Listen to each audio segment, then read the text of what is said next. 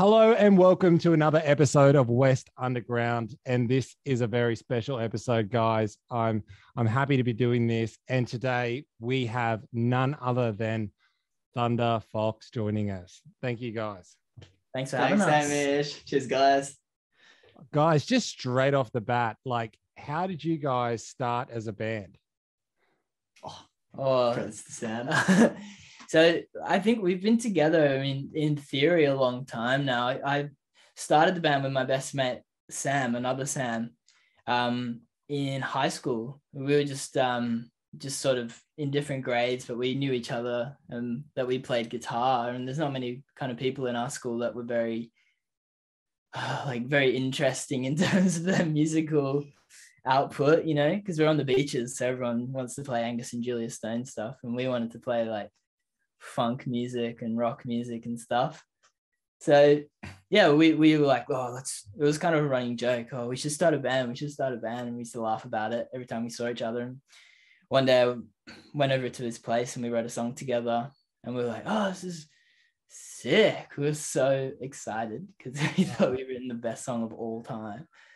And we kind of just coasted along as the two of us and did some little acoustic gigs. And then one day my friend Jack, who I used to live with, who now sings in Mansion Air, which is another band who are doing quite well. He asked us to support his old band. He said we needed a band to do it. And we wanted the gig, so we found whoever we could that played instruments at the time. One of them was my ex-girlfriend on the drums and just a couple of other people.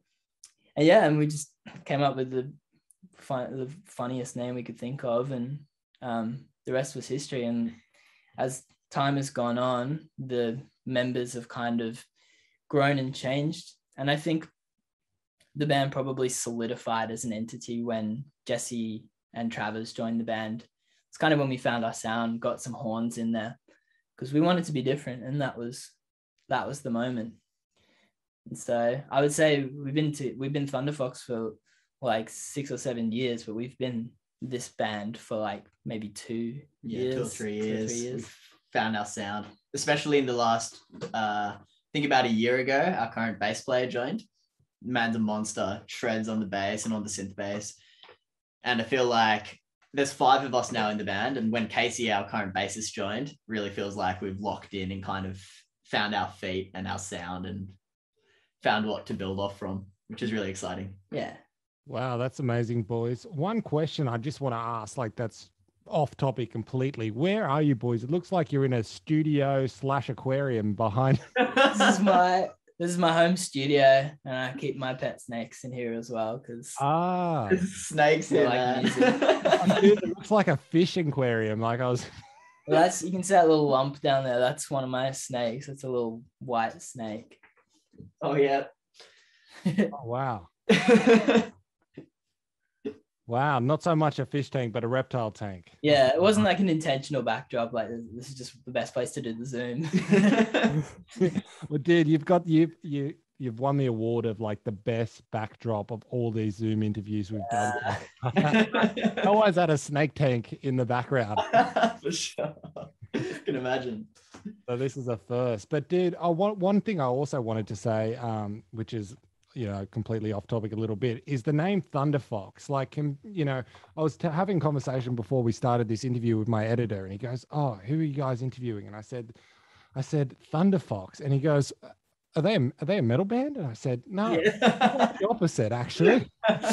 Have a listen. And he's like, "Oh, it was one of the name. I think the name is like one of those things where it's misleading, but it kind of takes you down, a rabbit hole of going, oh wow, this is not what I was expecting. But yeah, might pique your interest, be like, and then you start listening to something, it's like, oh, not what I expected, but cool anyway. Yeah, it's one of those things. We were like teenagers when we came up with the name, and years down the track, it's like stuck. So who gets the name credits? Who was the mastermind behind it? This guy. I think it was me. It was back when Sam and I were writing, and I think we came up with maybe 10 names that were way better than Thunder Fox in retrospect.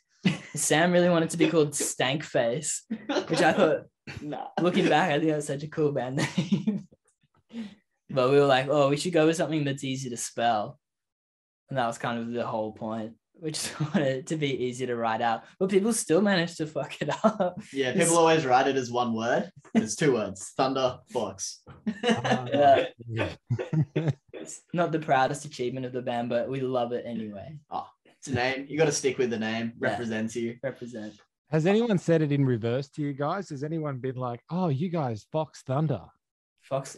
I don't think we've had that. We get Thunderbox. Yeah, we get Thunderbox. We always get Thunder Fox. Thunder Fox. That's kind of my fault. All the That's so time. funny. Thunder Cat we get, which is a compliment more Yeah. than anything else. I'm interested in the names that you said were better than Thunder Fox. What were the names there? Well, yeah, I think my favorite was Stank Face, but another front runner was Buffalo Pete. I thought that was cool. I haven't heard these options before, and I'm more and more glad that we went with Thunder Fox actually. Well, we There got could always be song names as well. There could always be song names if you ever. Yeah, That's true. Or album names as well. They're pretty good, so at least nothing misses out. If you Yeah. really like them. Stank Face would be a great song name. That's a good idea. Yeah, I like Buffalo Pete would certainly get your interest. You'd be like, what are they writing about? Yeah, For sure. I thought that was a sick name. You know, Buffalo Pete almost sounds like a name of like a, you know, a pokey machine that hasn't been invented yet, you know? Yeah.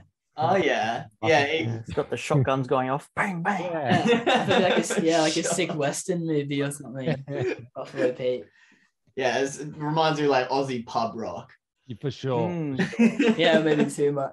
Too much. Now, anyone watching that's in the process of starting like an Aussie pub rock band, there you I don't know. You boys want to have copyright of that, or you're I gonna don't know. I reckon They can have it. go for your life.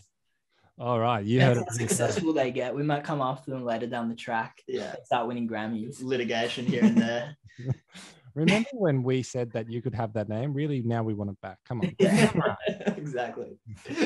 But boys, you recently put out a new single, and I'm like, when I heard it, I was like, whoa, this is very, very different. But like, who are you boys inspired by? Like, who are you individually listening to? It's pretty it's really mixed actually. So there's 5 of us in the band, and we all come from pretty different musical backgrounds. But so there's me, I play the trumpet, and we got a sax player as well. So we've got a lot of background in like jazz and kind of wind orchestra stuff, but also I grew up listening to like the Red Hot Chili Peppers, and our sax player loves his hip hop. Sam's into like Jeff Buckley. Yeah, I mean, yeah, that's definitely the origin of our sound, is the fact that we don't try and go for anything. We just get all our influences and mix them together. So I was always into, like, when I was growing up, into like folk music and soul music, like Jeff Buckley and Stevie Wonder and Marvin Gaye, as well as like Guns N' Roses and Led Zeppelin on the rock kind of side of things. That's what I was obsessed with. And so when we got together, it wasn't a case of like, oh, you like, funk music, that's horrible. It was like, oh, everything everyone brought into the band completely like expanded our vision and our kind of desire to embody all of that.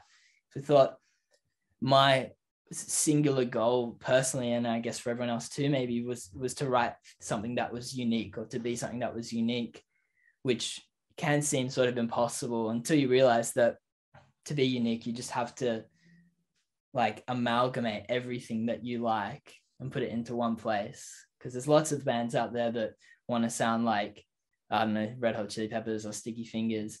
There's not a lot of bands that are just kind of going, well, I like all of this stuff. I'm not even going to think about it and just write whatever comes to mind, because all that stuff's like bubbling in the back of your head subconsciously. I think you guys have definitely done a good job of putting all that in a blender and creating a new flavor. Yeah. Like the Jeff Buckley influence, I could hear that a little bit, but I mean, it was just very different. Like, as I said, like I discovered you guys amongst a bunch of, new Australian music and whatnot. And even then, I found you guys in a playlist, and you kind of go from what else is in there to you guys, and it's like, oh, this is worlds apart almost. Yeah. For sure. That's been like both a blessing and a curse for us, because For sure. we're really proud of our last album, especially, and everything we create, and like love how it sounds. And often when people listen to it, they'll like really like it, but they'll struggle to put their finger on what it is. Yeah. When it comes to like playlisting and stuff, the feedback we'll often get, if it's like not a go, they'll be like, oh, we really love it, love the production, but it doesn't quite fit the vibe of the playlist. You're like, all right. So people want you to be able to define what you're doing, and especially in this kind of musical landscape, people want to say like, are you a rock band? Are you a R&B band? Are you a soul band, or whatever genre? And like, I've never been able to say really what we are. Yeah. It's like, we're definitely something like adult contemporary, easy listening. It's like, yeah, but I love that about us, but it has made it kind of tricky to kind of get people's ears pricked up before they actually listen to our music, because they're like, well, what are you, you know? Well, you are good, so that's a good starting point. At the very least. Yeah, very good. But you know, like, look, I think you guys will, you know, if you guys don't get picked up in a big way in the next, like, you know, 10 years, I feel like the next generation will be looking back and going, oh, have you heard of these guys? When they're the records and pulling them apart. Yeah. It'd be like a Fishbone thing, like the band Fishbone, who were like this American ska band. Some people have heard of them, some people haven't. They never really got that massive, but there's this documentary about them, and they interview like Flea from the Peppers and a bunch of other super famous musicians that came out of the same movement, and they were like, well, they were easily the most influential band on the scene, but no one cared about them like when they were there. So that's not going to be us. It's not what we want. It's not what we want, but it's crossing my mind.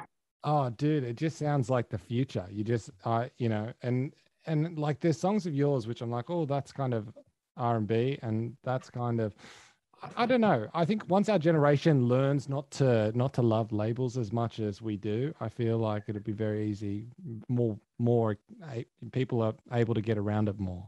Yeah. I hope even so. in the mainstream now, it's becoming less of a thing. Like, still got a ways to go, but you can see people branching out of, like, Billie Eilish did a fucking pop punk song. Like, everyone's doing whatever they want when they get the popularity that they get, and that no one minds. Yeah.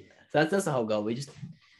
I think we just stick to our guns, do whatever we want. Yeah, whatever happens. I think a big part of like what we're talking about, or what Sam's suggesting, is like there's still like definitely that trend of people wanting to be put in boxes or radio only, playing things that fit a certain taste.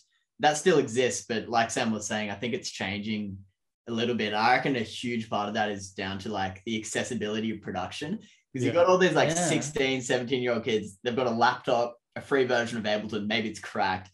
And like kids are getting so good at producing music so young these days, which just like opens up the world. Like, people aren't limited to being contracted with a label, for example. They can just make something and then suddenly they'll blow up through like TikTok. And there's all these. Yeah, and you can access millions of songs at the touch of a button. So it's like no restriction in what you're exposed to. So I think it's, you know, there's societal kind of implications of being, you know, assigned to a genre that still really kind of runs through the whole thing. Yeah, the industry. But I think there is some little signs of moving away from that kind of need to label people. Yeah, I think so. You brought up Sticky Fingers before, and I thought that was really interesting, because when the first time I was a kid and I heard Sticky Fingers, I was like, whoa, this is really different. And then I like really got into it, and then kind of watched those guys blow up in the most kind of unconventional way, where they kind of made their own, you know, audiences by just going from coast to coast to coast, and then overseas and coming back. But you know, it definitely shows that you know, it is possible, you know, and especially with, you know, the add of technology and that kind of stuff. But what's it been like for you guys gigging? I mean, imagine at the moment it's probably been quite hard, but you know, before. Well, we definitely see ourselves as like a gigging band. The best feedback we've gotten about our music has been after live performances. Like people see our shows, we're like very high energy and we got a lot of different personalities on the stage. And we all come from a background of like, as performing musicians, like some of us have gone to music uni, others haven't, but we all love playing music, like at the end of the day. So gigging is like, it's so important to us. It's everything to us. Well, yeah, I think it's where you find the most kind of dedicated fans of your music, is when you can connect with them on a personal level, because it's like all you're doing at the moment in this kind of, you know, modern musical age, everyone's trying to get fans by posting really hot pictures of themselves or posting heaps of songs on Spotify and trying to get playlisted and stuff. But there are certain types of fans that you can gain from that. You know, you can get 1 million plays on Spotify and have no one that will go to your gig and no one that will buy your t-shirt and stuff. So I think that's been the most valuable thing about trying to grow as a band, has been gigging, because we meet people there, and when we meet them, we'll see them at the next show, the next time we go to their town, and you kind of build this relationship with people, and those are the people that stick with you and that really care about what you're doing. So Sure. That's why it's so inspiring to do gigs, especially. Yeah. And we've gigged a lot. It was like, it's a big part of us as a band is we'll release something and then we'll like work towards a tour, and we'll really try to make it a big tour. We're very familiar with the long drive from Sydney to Melbourne or Sydney to Brisbane or Byron and back again. Yeah. Which is great. We love it. Yeah. I feel like you guys have got both the online and the gig personnel, where you got like a lot of fans following you, because online you guys got this photo of you all hugging each other. Yeah. And I think you guys got that hot stuff as well going on as well. Yeah, you got to play the game. That's that's it. Yeah, I guess that's kind of just like how we have always taken photos anyway. Yeah. I mean, we're a bunch of we're 5 guys in a band, and that's becoming like, you know, more and more a less popular thing. And there's nothing wrong with that necessarily, but we're also, as 5 guys, we're all like really close. We're really touchy-feely. We love to like hang out and speak about our emotions with each other and cuddle. So we kind of like to translate that across. So we do like silly photo shoots, push the boundaries, you know, keep everybody guessing. Like, is it a boy? Is it a girl? I'm not really sure. Oh yeah, I saw that vibe as well, which is great. I think we just want to be who we are. Like, exactly. You know, try and translate that without really trying to. No, we don't want to put a filter trying on to fit any sort of trend or anything. No, I agree. Yeah. Speaking about, sorry, Paul. I'm sorry, I was gonna say a bit off topic, but speaking about emotion, I'm getting anxiety from that candle lighting up on your left, Jesse. Oh yes. What is that? It's some, I don't know, some electric. It looked like a candle that, you know, those prank candles that went on and off. It looked like that curtain's gonna go on fire. I was like, turn it off. We don't want no fires in here. It's okay. Breathe. Sorry for interrupting, Hamish. That's all yours now, mate. Look, I was before Paul asked about the candle. I just wanted to ask, like, how do you boys like commute in as a 5-piece band? Like, are you going around in 2 cars, or you got to? Glad you asked this question. Yeah. Well, yes, that's a question you got to tell off camera, guys. For a long time we were doing exactly that. We were commuting in 2, sometimes 3 cars, because like sometimes we'll have to take backline like drum kits. So yeah, it was like 2 or 3 cars, a lot of money on fuel. But between the 2 lockdowns, actually, like, it's a thing. We love touring, and we're going to keep touring. So actually, I invested in the band invested in a Kia Carnival, which is like an 8-seater car. So we actually haven't had the most use of it. We've only been on like 2 quick tours, but it means that once lockdown's over, we can fit all of us in one vehicle with all our gear, swap drivers. It's a beautiful dream. It's so exciting. That's a classic way of touring as a band. Yeah, that's it. Yeah, that's awesome. But that would have been fucking heaps of money and just so much effort, because if you're a three-piece, you can get away with cramming everything into a little van and, you know, go driving around in a smelly van. But if you're a five-piece, you've got to get 2 cars and an entourage. Oh, for sure. Yeah. It's always been a logistical challenge, but it's worth it, you know, and we just do it. Wow. Yeah. I mean, we've only just kind of started in the last year or two traveling with a sound guy and things like that. Prior to that, it was always just the band members. And like, if we were lucky, bring a girlfriend along or something. Well, you need to buy a bus. Yeah. A private jet, I reckon. Yeah, that's Why next. not? Saving up for that. And now you've briefly touched on, you know, kind of relentlessly touring and trying to play shows, but where have you guys been?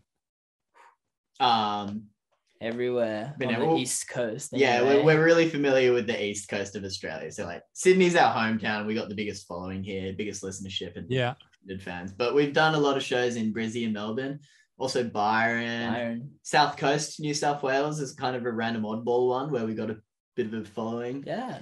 And of course, in 2018, we did something really fun. We went to Europe in 2018, which was just like, you know, the best few weeks of our lives, I reckon. Did 22 dates in Europe and like 8 countries. Yeah. And it was just 25 days or 26 days and 22 shows, and it was like the best. Yeah, that's what we wanted to do forever. So were you guys working with a label or anything at that point, like, you know, when you did that, or did you just take life in your own hands and be like, we're going to do this and we're going to book it all ourselves? We're going to... Yeah, it was option B all the way.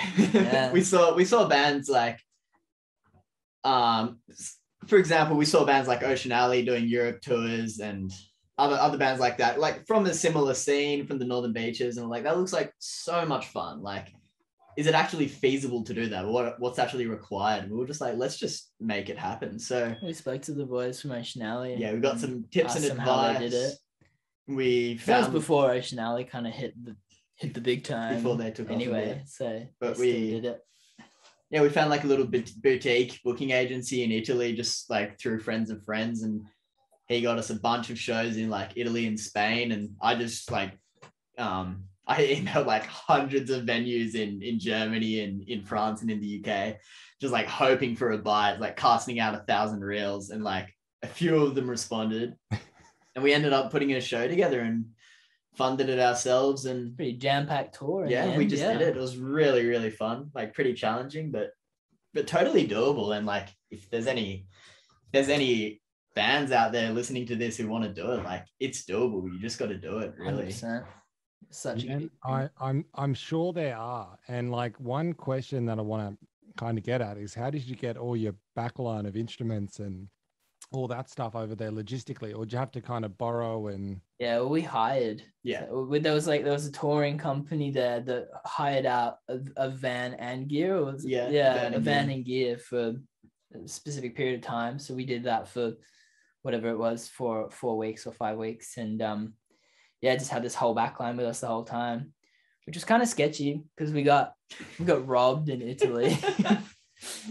Luckily, they didn't get to the backline. They robbed our car when we were out to play. We were about to play a show, but it got rained off because it was like a lot of the shows in Europe were outdoors because it was the summer.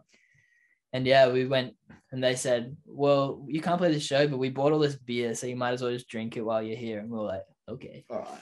And so we did that, but we got back to the car and it was broken into. So the windows smashed in the windows because fucking Travers and our sax player and our bass player at the time, Connor, had left their phones and wallets on the dashboard, which is sort of like the first thing not to do. But... yeah, that was like the rock bottom of the Europe tour. We come back to our van and there's like a window smashed and a wallet and a phone card. Had a week or so left, another like 20 hours of driving at least, with just a plastic bag on the window, flapping. We told the repair company, like, we got broken into, and they're like, oh, can you guys go get that fixed at a smash repair? But like, we didn't have any time because every night we had a show, so we had to drive like 5 hours every night. We also figured out that part of the contract was like every piece of damage to the van would cost like, I think it was like €150. We were like, it'd actually be cheaper to not get it fixed and take it back and get them to fix it. So we went and bought a thick piece of plastic and just duct taped it to the window. We tried to file a police report as well. I seem to remember. There's a bit of a language barrier though, so it didn't really work out. But yeah. But hey, we survived. We survived. It was all good. And it's a good story. Yeah, man. You like at least you got some war stories from it as well. Like, Yeah. you know, if in 50 years you guys become the biggest band in the world, you can all retire and write off autobiographies, and it'll be interesting. Yeah. Yeah, I hope so. Yeah, but don't take that as an invitation to rob us. Yeah, stories. Please don't rob. Guys, I think that's like a great attitude, and I don't think that we've had any bands like on here so far, Paul, that have taken that approach and really just grabbed it and went for it. Yeah, we've had bands who've been like organized from obviously second, third party and on it, but we've never had a band like you guys actually took it in your own hands and just took the risk and did it yourselves. I find that really amazing. You guys knew how to find the right places to make you guys go there. I think yeah, we definitely take pride in that. We've worked really, really hard to get to even this level that we're at now. We're lucky enough now. We've just got some booking agents since early this year, who haven't had much of a chance to do any work, but would be booking us gigs in Australia. Yeah. I don't think we've never had any interest from anybody else anyway. We've never really had interest from external labels or managers or anything, so we don't have a choice. We haven't necessarily reached out either. I We guess haven't reached out, no. Yeah, it's one of those things, like there's a bit of a stigma with labels. You hear so many horror stories about like bad contracts and that, but at the end of the day, like it's all a compromise. Like if you sign up with a label, you might give up some creative freedom, but you might get the funds to like record an awesome album. So like you get some good publicity. If someone from Sony was like, hey, here's $2 million, we wouldn't say no. Well, we might. We'd think about it. We'd read the Depends on the contract. I definitely don't love the idea of definitely go for the professional way. Stripped away. Yeah, we'll think about it and you're jumping up and down in the background. Yeah. Well, I think you're probably really smart not have tried to jump on that bandwagon, because you guys have I was before we did this, I was just having a look at some things to just kind of refresh my mind and think of some little things to talk about. But I was having a look. You guys have then created a fan base organically, and not just a fan base of a couple people, but thousands, so I think you keep going your way and you don't sign that 360 contract and you don't get to. I agree with you. I gotta say, yeah, for sure. I think people don't realize that when a label gives you a $100,000 contract, they're just loaning it to you. Until you make $100,000 from your recordings and touring, which is not an easy feat, although easier if you had label backing, I'm sure. Like, until you've made that money back, you won't see a fucking cent. So I'm happy without a label until if a label comes up and gives us a contract that is workable and fits what we want. But it's so doable without that. There's so many amazing independent artists that have had really solid careers and have really solid fan bases without any backing as well. So it's definitely doable, and it's not anywhere near the top of our list of priorities to do that. Yeah, definitely. I'm drawing parallels between you and Sticky Fingers, not necessarily in the genre of your music, but just in terms of your story. I when I studied music at TAFE, I had Sticky Fingers' manager was like our business teacher, and he was saying like when the boys kind of came to him and said, "Oh, can you manage us?" and he said, "Yeah." The idea was to just send the boys along the north, up north, down south, up north, down south, and just over and over, relentlessly touring over there until they kind of made like an organic enough people to start making a bit of noise about. And you guys seem to have that same kind of story, and I mean, we definitely have seen success stories like that. Obviously, I mean, we don't condone Sticky Fingers behavior necessarily, but they're certainly an inspiring band to in terms of their success. And I draw parallels as well to Ocean Alley, and I suppose that's more obvious to us, or Lime Cordial. although we don't, see them as musical inspirations necessarily, we certainly can look up to them in so much as they've done what we've done and gotten to a point where they've got a really sustainable career. And Ocean Alley were mates of ours when we started out. They'd been going for 4 or 5 years when we put the band together, and did a couple of supports with them before they kind of went crazy. But they did just that as well. They just toured non-stop. They went crazy. I knew their manager from way back, just by kind of meeting him at a youth center or something like that. And yeah, they just busted their asses, and so did Lime Cordial, and I guess Sticky Fingers did as well. And that's so much more inspiring to me than just landing a little record deal and getting high rotation on Triple J. And I definitely have that stuff should come later. Yeah, for sure. I definitely have a lot of respect for bands like, for example, Lime Cordial, because they're having a break now. They're like getting big, they're getting really good airplay. But I saw Lime Cordial 11 years ago at like a under 18s thing in French's Forest on the Northern Beaches, playing shows to like a pretty small room. That was 11 years ago. They've been a band for like 14 years or something. And they still residency at the Opera Bar. Yeah, and only now are they like starting their break. And it's cool to see a band from similar roots as ours, like from the Beaches.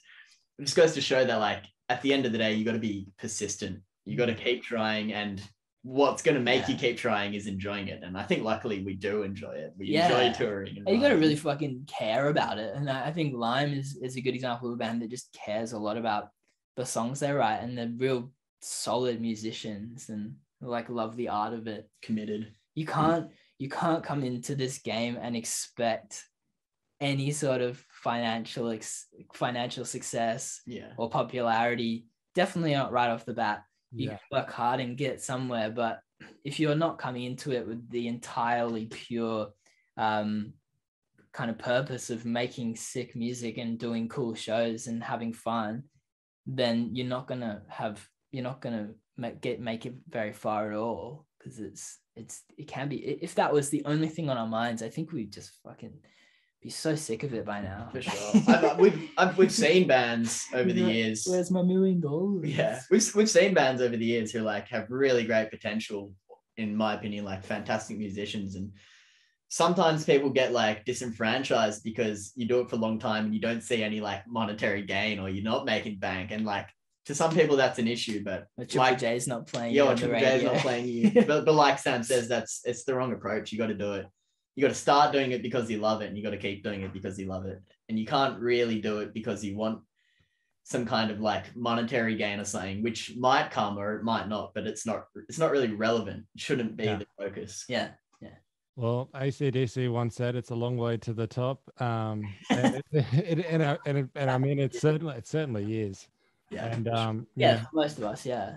And if you guys make your own, if you guys make enough noise on your own, then Triple J comes knocking at your door and turns up and says, "Hi, we love you." Yeah, sorry about the last time you emailed us. Oh, we changed our mind. Yeah, that's happened to a bunch of people too. I think that happened to Ocean Alley, really.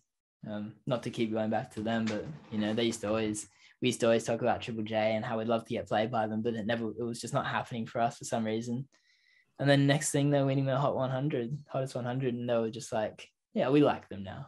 Oh, for sure. Yeah. It's quite bizarre. But if you do it on your own, then if they try to say, "Oh, we don't like him anymore," piss off. You've still got all your fans, and you can go back and still have a career. Yeah. So sure. that's what Cursor did, the rapper. And they started playing him after like 10 years of him trying to get played, and he just told them to piss off. He made a social media post. He's like, "Don't play me." Yeah. I don't think we'll go quite so drastic. I reckon if they played our music, I'll be okay. I'll be like, "Thanks, guys.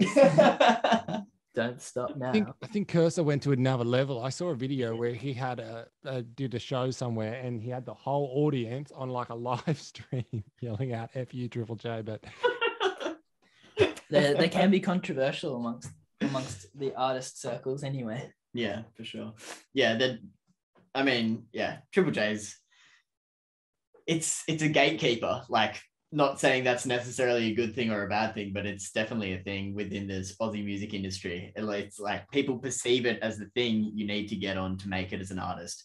And there's an Yeah. element of that that's There's true, an element but of it's truth to not that. entirely true either. But yeah, I think the Australian music scene would benefit a lot from having way more independent music outlets, podcasts like what you guys are doing, for example, I think is awesome. Absolutely. Or you got like FBI in Sydney Yeah. radio and stuff. And I think there needs to be more focus on things like that as well. Yeah. You just touched on why we started this is we had finally we had the time to do it. And I think finally we like, you know, I was playing music at the time and just seeing so many, like making friends with so many different dudes. And I was just like, you're fucking great, you know? And I just was seeing stuff that the Jays were doing. And I was like, there's just no secondary media coverage. It's like, Yeah, there's no alternative. and I was like, how did this happen? Like, you know, there's always a Pepsi to the Coke or a, you know, vice versa. And I was like, well, this doesn't exist. And then all of a sudden the time came and we're like, had all these people around you know, at the house getting drunk in the garage. And it was like the Joe Rogan experience in the Bankstown.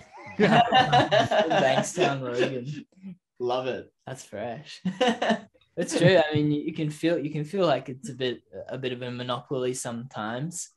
And yeah, no artist wants to call a big company like that out and be like, fuck those people because they're, you know, gatekeeping or they're monopolizing the industry or they prioritize, you know, record label submissions over independent artists. No one wants to do that because we all need or want at least, yeah, to have their support when they're that big, because, you know, their support would likely mean that we, you know, get the exposure we need to quit our fucking jobs and stuff like that. But, you know, you can't put all your eggs in one basket. And we certainly don't, you know, we certainly don't place all of our hopes on something like Triple J. We place our hopes in ourselves and making good music, doing good shows. Yeah. And I just want to go back to live shows. What's it like for you guys when you play with other bands, right? Like, do you have to, like, are there any bands that are like similar to you in your scene, or are you kind of going on after a rock or punk band and it's just like, whoa, worlds apart? It was like that at first, like, especially when we first started doing shows, we'd be opening for like anything from like a solo folk singer to like reggae bands to like, we opened for Gordy one year. I think it was before you were in the band. We opened for Gordy, and like I think everyone was that was at her show. We're like, what the fuck? Like, what are you guys doing? Yeah. But we've gotten to a point now where we sort of are lucky enough to be able to headline a few venues, so we get to select the bands that play before us in some cases, and we like to try and put together a show that's cohesive stylistically. Yeah. But also we just love so many different types of bands. There's so much good talent on the scene. So we'll fit any bill best we can. Yeah, essentially it's just, it's like we were saying earlier, it's a bit hard to box our music into a specific genre. So if we're looking for like support acts, we just find music that's really good. Well, it has to be like really good at, and original is like very good things to us. And also we like if people can dance to it. Yeah, and danceable. So like we're a pretty high energy band in a live setting. So something else that's pretty high energy definitely suits. We got like, there was a run where we were doing some really cool shows in Sydney with bands which weren't like necessarily similar musically, but which really fit our vibe. One that comes to mind was a band called Mudge and Boo. And I don't think they've been kicking anymore, but they were like so top tier. Like there's so much good music in Sydney, in Australia, which doesn't always get the exposure that it deserves. Mudge and Boo was it. There was Bin Juice as well. Bin Juice, I think Bin Juice still doing things here and there, but they were always my favorite band on the scene by a long shot. I love Bin Juice. Yeah. Look, I've never tried it personally, but I'll take it.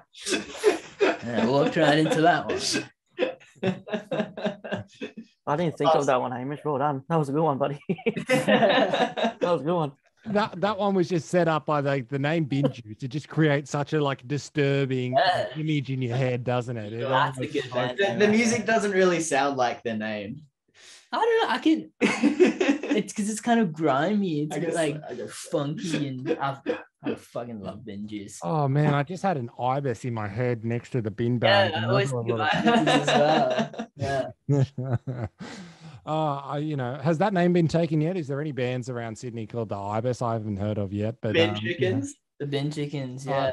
Oh yeah, close enough, I suppose. Same Sort as- of, yeah. I don't think the Mean Chickens exist, but again, like if anyone's listening and they need a band name, I reckon that is a band. yeah, I think it is too, isn't it? Like Really? I've heard of it. Yeah, right. I don't know if I've heard of it, like if it is a band or it's just like a running gag somewhere on. Yeah, it's a thing Instagram. for sure. Yeah. Hmm. Oh, but what I imagine for you boys and for us too. I mean, we can see that the light at the end of the tunnel of this kind of COVID hard, 4-month lockdown. Definitely. What's coming your way soon? Like, what are you looking forward to? Well, like you said, we released a single recently. We've released 2 singles recently, and both of those are part of an album which we recorded recently. So the album's called Sanctuary, and that's dropping in like a month from when this podcast will probably come out. And so that's our thing that we've been pushing towards. We've spent the last 6 months mixing it and coming up with creative ideas, and then also like coming up with marketing plans or social media plans and all those things. Business, the behind the scenes. But yeah, so I guess it's culminating in an album release, and then we're going to be doing a tour next year, which is going to be like February, March, which we're so excited for. Like we haven't even rehearsed for like 3 months or 2 months, and man, we miss it. We miss just jamming together and miss touring together and performing on stage and all these great things that we started off being a band to do these things, and we haven't really been able to do them. So 100%. at least personally, I'm so keen to get at it again. Yeah, same. 100%. Awesome, man. And who did that album, like the single artwork for like your last single? There was a guy called Chris Anderson. He did a artwork for our bassist's like solo project once, and we were kind of trying to think of ideas, and I saw that and I was like, that's sick. I really like his style. Let's get him to work on this. Yeah, I really like it. I was like, I like this. Yeah, it's at Chris Keith Anderson. Suss it out, everyone. Make it famous. I hope the editors put up a little tag there. Yeah. Oh yeah. You'll see it right here in the corner. make that noise. Make the noise where it goes. Yeah. Sorry, editor. Well, I think you did a perfect noise there, so would just leave that one. Put that in there. For sure. Oh man, and like when I saw the artwork for it, I was like, that's really nice. Like I like it. I even had to like how you make it full screen on your Spotify. Yeah. Just to go. Oh. Yeah. It's gorgeous. Nice. It's so beautiful. Yeah, I love it. He's got a really cool painting style. Yeah, man, it's just one of those ones you have to stare at for a couple of minutes, and then every time you open up the track, you just kind of go into stare mode for about. Yeah, for sure. It's so bright. Yeah, I'm actually keen to. I haven't been able to meet up with him because of COVID, but he's got all the canvases, like the original paintings. So Sick. I'll have to go pick those up. Sell them at the auction. Sell them as an NFT, man. NFT, baby. What all the kids are doing.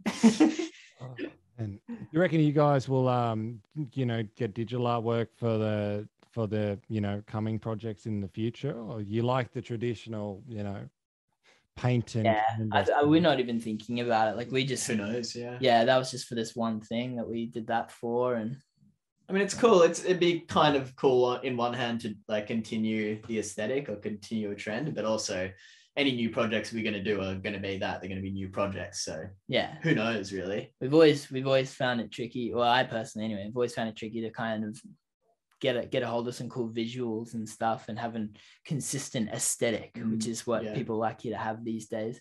Although looking at our Instagram now, you wouldn't be able to tell because we really worked hard for this album to get some good photos and stuff. Yeah.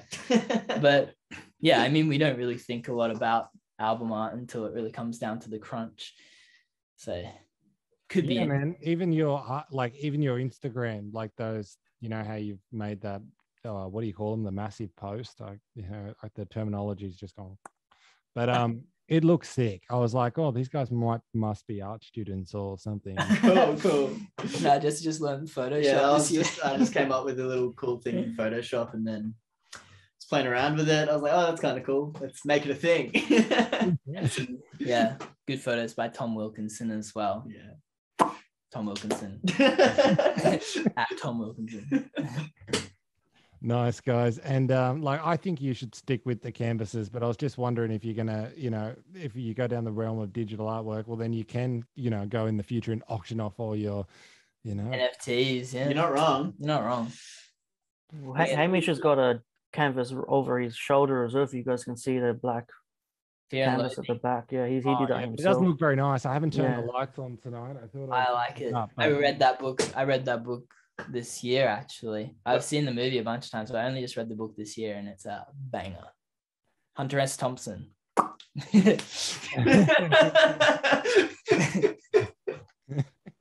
Nice. We might use that sound effect every time someone swears now, I reckon. Yeah, true.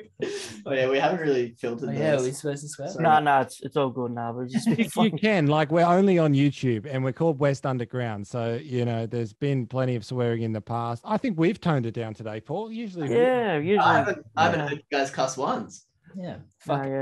Yeah. Put us on. Hamish gets 1 or 2 times, but when he's interesting something, but no, it's been good. You should censor words that aren't swear words. Yeah.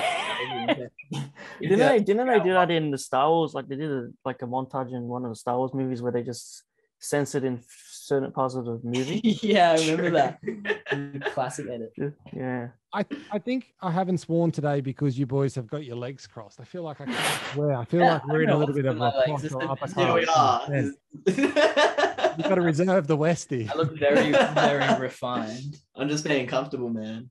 Yeah, I've been alternating. I've been doing some of these ones and then like a little bit of this. Yeah, I got the backrest, so honestly, I'm winning. Jesse's the most comfortable, and he's got the snake next to him as well. Yeah, And that's saying something. Wouldn't be comfortable for long. Yeah, as long as he stays in there, he's all right. Yes, you look very comfortable for a man who's next to a snake tank. Yeah, there's glass next to me. Hopefully, there won't be a Dudley Venom. Oh yeah, Like in Harry Potter. Classic. yeah. Have you been attacked, like bitten by the snakes many times, or are they pythons? Yeah, I have. Yeah, I mean they're pythons. Yeah, so they're not deadly, but they pack a punch. It hurts when they bite you, and you bleed a little bit. But they're actually, when they get older, and these two are adults now, usually really docile, and they just chill out. That one's not so Should docile. we pull him out? No. What about this one? That one's asleep. Okay. But yeah, they're nice. There's a baby one behind me, and he's a dickhead at the moment. He's also got a tarantula. We have a tarantula as well. Jesus, man. I'm from Dubbo. So before I moved down to Sydney, I moved down from the bush. So I am shit scared of snakes. Like snakes are scary as shit. And snakes come into our swimming pool, like in the house, and to kill the chickens. Yeah. Like snake. Yeah. Yeah. How did you tame yourself to the beasts? Well, I think, they're misunderstood creatures. They're never aggressive, They just don't want to be touched most of the time. And so anyone's getting bitten by venomous snakes and stuff are people that have accidentally stepped on them or have gone to try and kill them with a shovel or something, because they'll defend themselves. But if you don't bother them, they'll just run away, or slither away, I should say. Yeah, there's nothing harder than walking in long grass, like long dead country grass, and nearly stepping on a snake and just fucking staying still while this brown snake just kind of slithers away, because one bite, I'm dead. Like, hospital alive. Yeah, no thanks. Snakes in the wild are like, they're etched. Yeah, venomous. I would never put a venomous snake in my house. Although I know some people who do that, but I wouldn't do that. I'm glad, man. I prefer like small dogs, like Maltese Shih Tzus and stuff. Really? Yeah. Well, at least a big dog. Compared to snakes. Oh, right. No, the snakes are really nice. The best thing about snakes is that they're predictable. Like, not to be mean or anything, but they're so dumb. They don't have any like reasoning types of brains. They work off pure instinct. So you'll know if it's gonna bite you, and if it's gonna like slither away. Like their body language is really easy to read. So that's why I like them. They're simple. They don't hurt me. They're just like warmth and food. They might hurt me physically, but never emotionally. Well, they say it's the simple things in life, so you're doing well, man. Yeah, that's a good point. That's what they say. Now, guys, we're going to have to start wrapping the interview up, but would you guys like to steer it in any directions? And also, Paul, have you got any kind of questions to ask before we start? Like, no, I think it's been covered. I just want to, if you guys got any shout outs or plugs you want to do, feel free to say them. Yeah, well, I guess, we'll plug. We just dropped a single called Love You Too. Just forgot the name of it. It's called Love You So Too. kind. We just only met. We love you too. I mean, you didn't say it first, but we love you too. We We love assume you you do. too. And yeah, so we've got an album coming out in October or in November, and it's called Sanctuary. Obviously, we're called Thunder Fox. Check us out on Instagram. If you're digging this, then please go check out our music because we think you'll probably like it.